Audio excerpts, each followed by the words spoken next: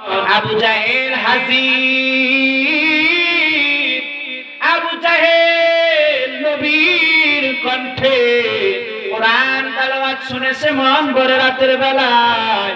যখন মুয়াজ্জিন সাহেব ফজরের সময় আযান দিল, আল্লাহু আকবার আল্লাহু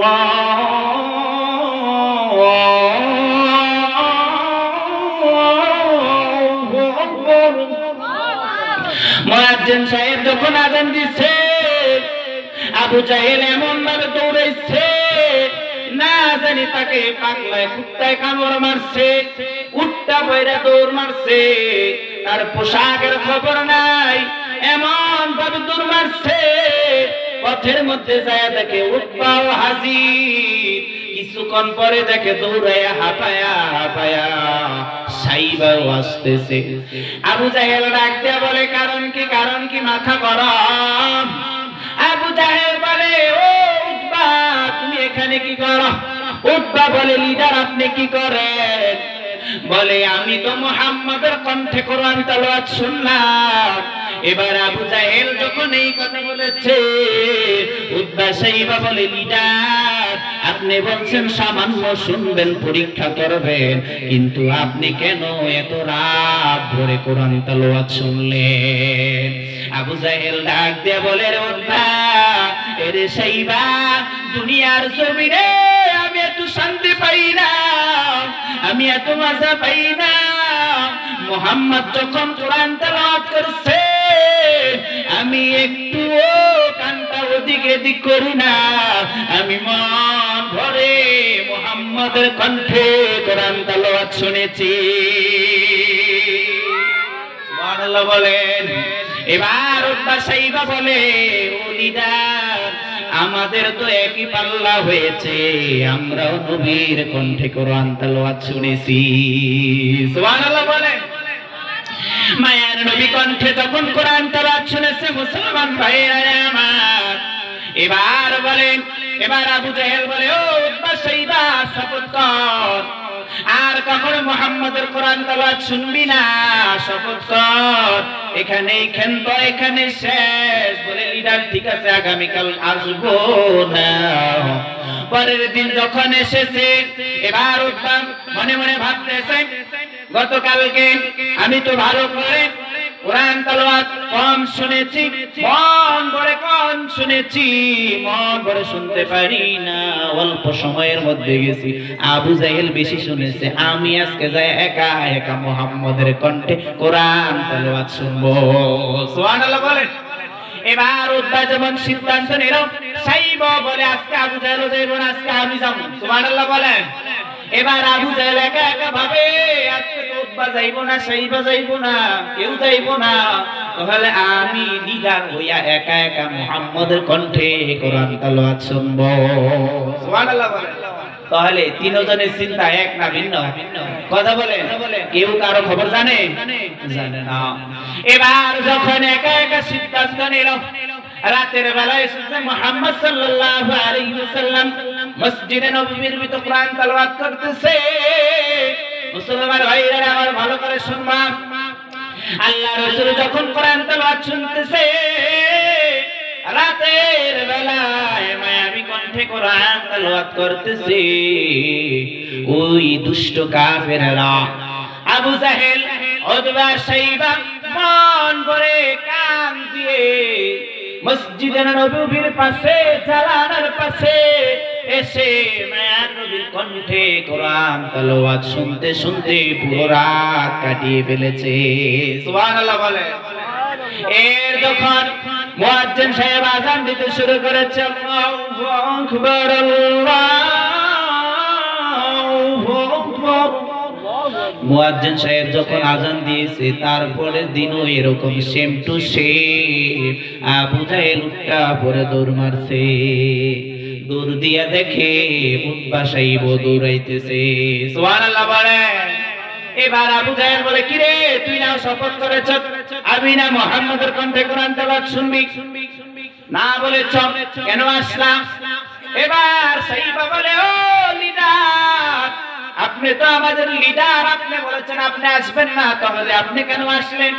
বলে রাতের বেলা ঘুমাইছি, ঘুম আসে না, ওই যে আমি মুহাম্মাদের কণ্ঠে কোরআন তেলাওয়াত শুনলাম, ওই কণ্ঠ এত মায়াবী, আমার মনে চায় সারাদিন মুহাম্মাদের কণ্ঠে কোরআন তেলাওয়াত শুনে শুনে কাটায়া দে। সুবহানাল্লাহ বলেন। ওই নবী কত সুন্দর, ওই নবীর চেহারা কত সুন্দর, ওই নবীকে যে অনুসরণ করবে সে ধন্য হয়ে যাবে। সুবহানাল্লাহ বলেন। ওই নবীকে অনুসরণ করা দরকার আছে না নাই?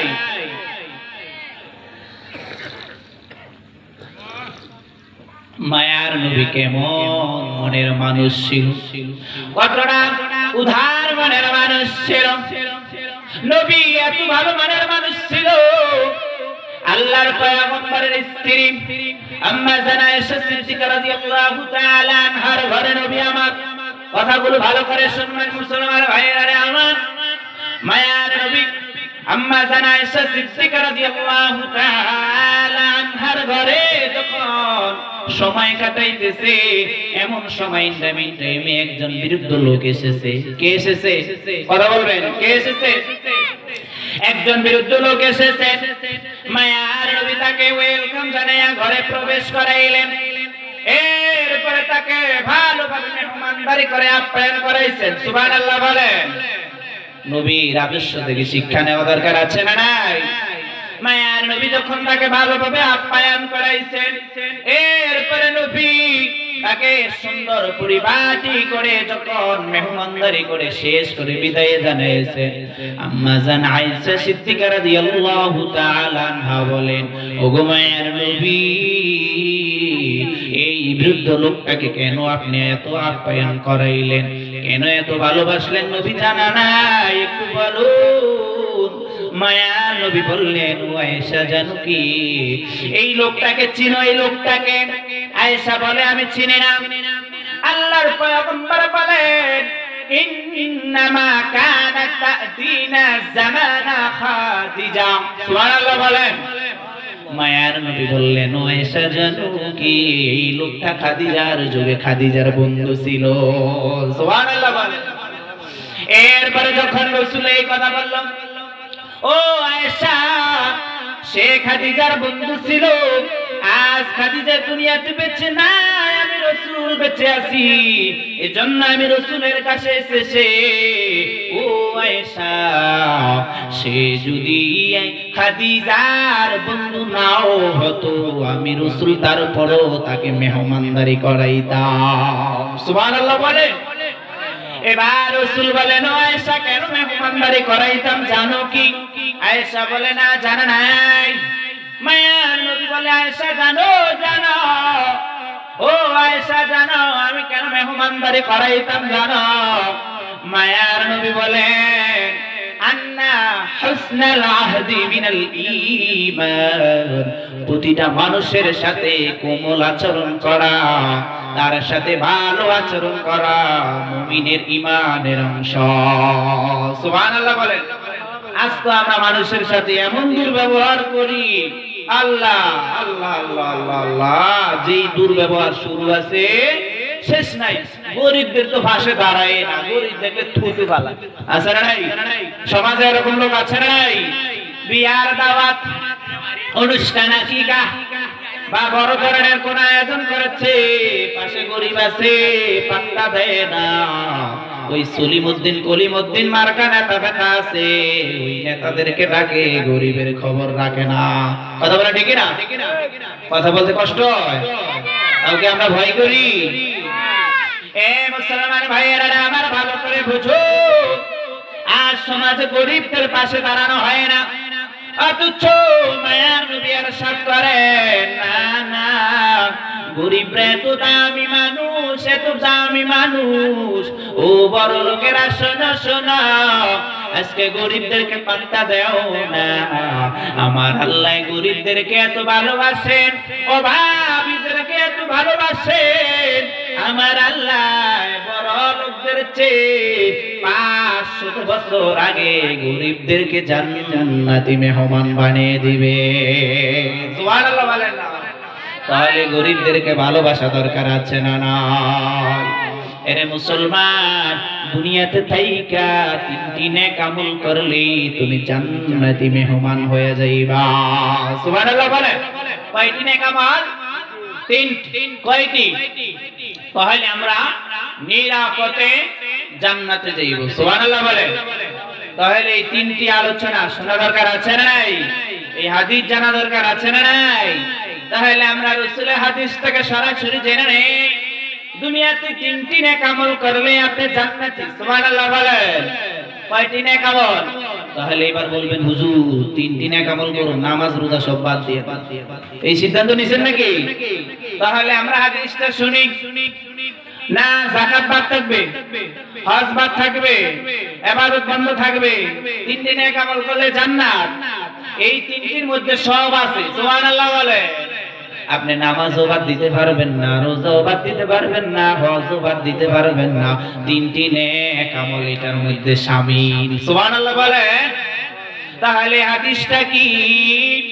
এত দামি হাদিস, মায়ার নবী ইরশাদ করেন ও দুনিয়ার বাসীরা তিনটি নেক আমল করবা, বেশি করা লাগবে না, অল্প আমলেই নাজাতের জন্য যথেষ্ট। সুবহানাল্লাহ কন্যা কেন? মায়ার নবী বললেন উবুদুর রহমানা ওয়া আত'ইমুত তা'আমা ওয়া আফসুস সালামা তাদখুলুল জান্নাতা বিসালাম। আল্লাহু আকবার বলেন। এক নাম্বার হলো উবুদুর রহমানা, আল্লাহর ইবাদত। কার ইবাদত? তাহলে ইবাদতের মধ্যে নামাজ আছে না নাই? রোজা আছে না নাই? হজ আছে না নাই? কথা বলেন, বয়ান তো শেষ করে দেব। নামাজ, রোজা, হজ, যাকাত আছে না নাই? এক নাম্বার বলছে কি? উবুদুর রহমানা, হাদিস থেকে সরাসরি। সুবহানাল্লাহ বলেন। উবুদুর রহমানা, এক নাম্বার আল্লাহর ইবাদত। সুবহানাল্লাহ বলেন। কয় নাম্বার? এক নাম্বার আল্লাহর ইবাদত। ইবাদতের মাধ্যমে জান্নাতে যাওয়া যাবে। তাহলে দুই নাম্বার কি? এই যে গরিবদেরকে বড়লোকেরা পাত্তা দেয় না, এই সম্পর্কে রাসূল বললেন ওয়া আত'ইমুত তা'আমা, তোমরা অসহায় মিসকিন এতিমদের পাশে দাঁড়াইয়া তাদেরকে খানা খাওয়াও, তাহলেই তোমরা জান্নাতি মেহমান হয়ে যাইবা। সুবহানাল্লাহ বলেন। সুবহানাল্লাহ কন্যা কেন? আমার গলাগুলা সব ভাইয়া গেল, আর আমি সুবহানাল্লাহ মতন বাইরে না। ঘটনা কি?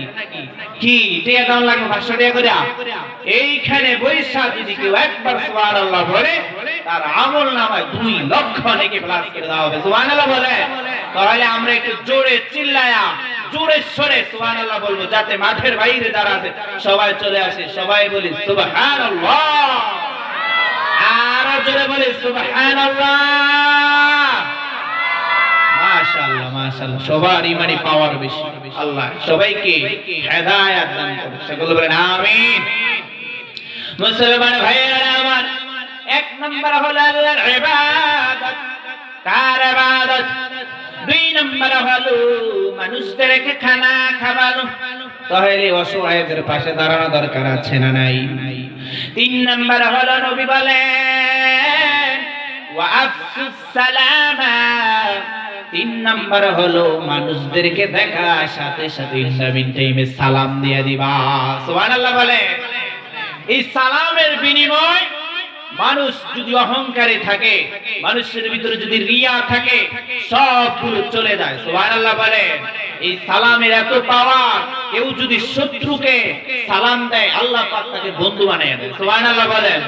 আম্মা জানা আয়েশা সিদ্দিকা রাদিয়াল্লাহু তাআলা আনহা বলেন, আমি নবীকে এত চেষ্টা করেছি সালাম দিব, লুকিয়ে থাকতাম, দরজায় জানালা, কিন্তু নবী আমাকে আগে সালাম দিয়ে দিত। সুবহানাল্লাহ বলেন কেন? নবী আগে সালাম দিয়ে দিত। সালাম এমন একটা ভালো জিনিস। রাসূল বললেন ওয়া আফসুস সালাম, তোমরা সালাম দিবা বেশি বেশি করে।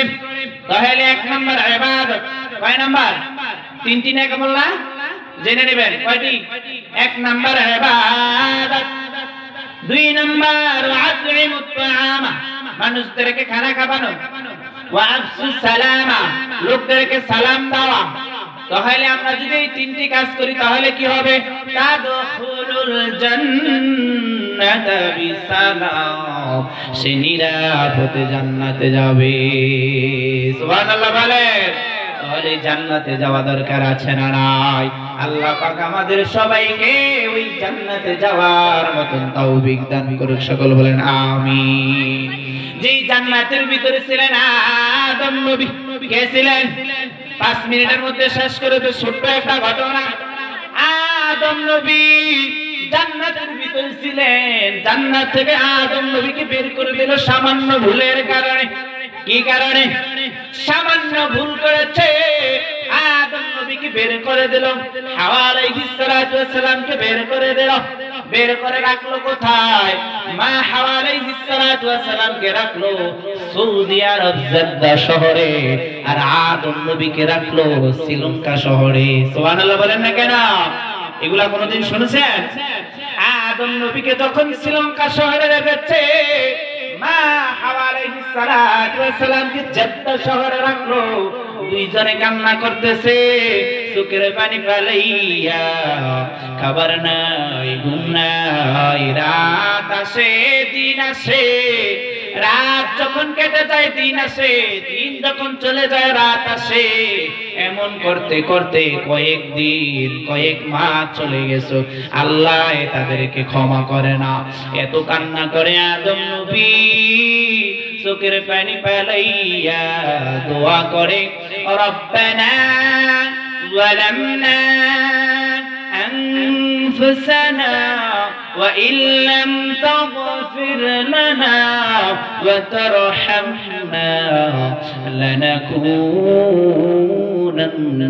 মিনাল খাসিরিন। আল্লাহু আকবার বলেন। আদম নবী কান্না করে করে করে করে মুনাজাত ধরলেন। আল্লাহ বলে, ও আদম।